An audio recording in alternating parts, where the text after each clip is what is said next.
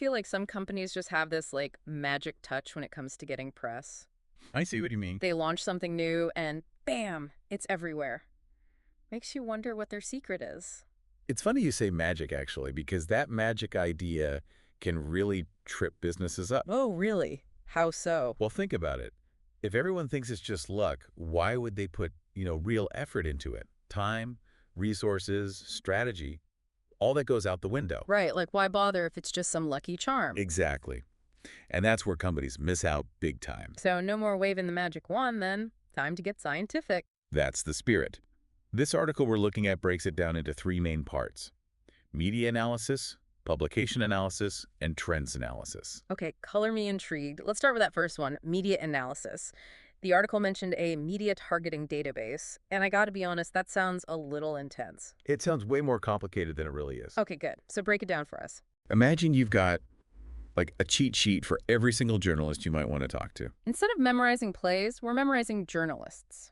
Kind of. Hmm, It's more than just names and contact info, though. yeah. It's about their work, what they cover, what they're interested in, even how they like to be pitched to. So we're profiling them, like trying to get a date, but instead it's getting our story picked up. You got it. You want the inside scoop on their audience, what gets their attention? Even knowing their upcoming editorial calendars can be huge. Oh, right. So you can time your pitch perfectly. Smart. Exactly. It's like having the key to the castle. And the best part, you don't need fancy software or anything. A simple spreadsheet can work wonders. So even if you're not like a PR pro, anyone listening can start doing this right. Absolutely. Just keep track of who you've talked to, what worked, what didn't. Being organized and strategic is key. This is already making me rethink how I approach media, honestly. Okay, so our media database is prepped. What's next on our media relations to-do list? All right, so we've got the who. Now it's time for the where publication analysis. Because let's be real, not all publications are created equal. I've definitely had clients who were dead set on getting into, say, the Wall Street Journal, even if it wasn't the best fit for their message. You hit the nail on the head. It's like trying to jam a square peg into a round hole sometimes. Publication analysis is all about finding that perfect match for your story. Okay, so we're not chasing big names for the sake of it.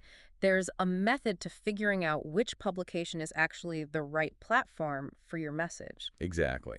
And a big part of that is understanding your audience, and I'm talking three different levels deep: demographics, psychographics, and sociographics. Whoa, okay, those sound kind of intimidating. And sociographics, that's where we get down to the nitty-gritty. Right. It's about understanding the needs, the passions, even the pain points of your target audience.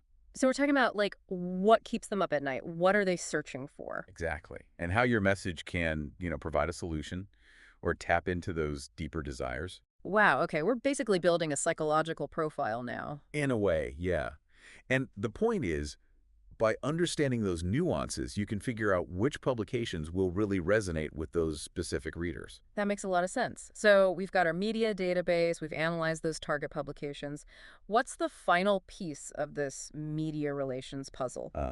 The last piece, but definitely not the least important: trends analysis. Trends analysis, huh? It's all about understanding how the media landscape is always changing and making sure you're speaking the right language. Speaking the right language. Tell me more about that. Basically, you want to avoid all that jargon, those buzzwords, the stuff that makes sense inside your company but might fall flat with journalists and their audience. Oh, totally. Like that saying inside baseball. I feel like that's a perfect analogy. Exactly. It's about meeting the media where they are, framing your message in a way that clicks with them and their readers. Right.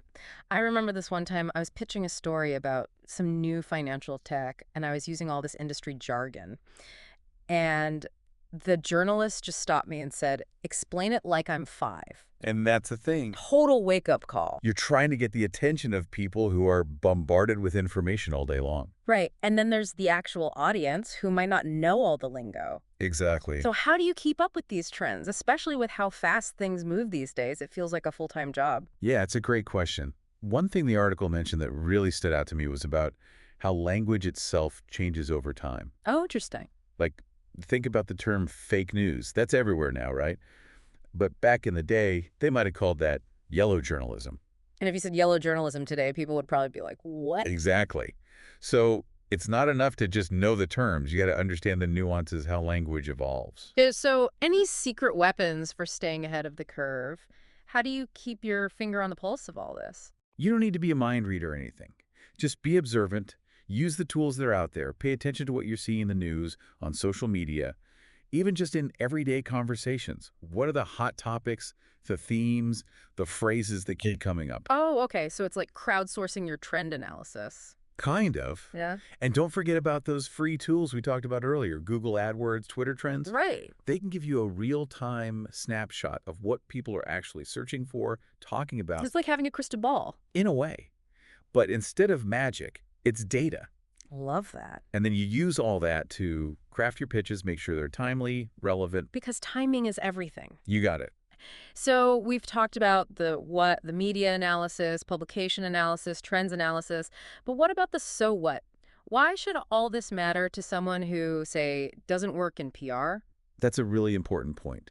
Even knowing the basics about media relations can change how you see all the information out there. You mean like not just scrolling through headlines, but actually getting what's going on behind the scenes? Exactly. The article brought up this thing called the Edelman Trust Barometer. Okay, I've heard of that. And it found that even though people might be, skeptical of the news these days, it still influences us a lot. Like we're talking 35% of buying decisions influenced by what we see in the media. Wow, 45%. That's huge. It is. So knowing how this stuff works, it's not just for the PR pros. Right. It's about making smarter choices in general. Exactly. And that's where someone who's really good at media relations, they can take all this data, all these insights, and turn them into these stories that really connect with journalists and their audiences. So it's beyond just getting the word out there. They're shaping how people see things, influencing what people decide. Right. It's about understanding that media relations done right, it's not about getting your name in lights. It's about strategy. Using media to hit certain goals, launching a product, building up your brand, even changing how the public thinks about something. Wow, when you put it that way, it really shows how important this stuff is. We started off thinking of media relations as this, like, mysterious, almost magical thing, Right. but we really broke it down into these clear steps, things anyone can actually use. Absolutely. Even just knowing about those different audience levels, demographics, psychographics, sociographics, that's helpful for anyone, right? Oh, for sure. Whether it's business or your personal life, if you want to connect with people, that's how you do it. So true. It's not about yelling into the void. It's about crafting your message for the people you want to reach. Exactly. At the end of the day, it's all about communication. And being good at that never goes out of style. Couldn't agree more. Well, on that note, I think we've done a pretty deep dive into this world of media relations. It's been really cool to peek behind the curtain and see how it all works. I had a great time. And for everyone listening, next time you see a news story, don't just take it at face value. Think about it. Who is behind it? What are they trying to do? Are they using the stuff we talked about? Because when you know how it works, you've got the power. Love that. Knowledge is power, right? The more you understand media relations, the better you are at navigating all the information out there. Exactly. Awesome. Well, thanks to everyone for joining us on this deep dive. Until next time, stay curious.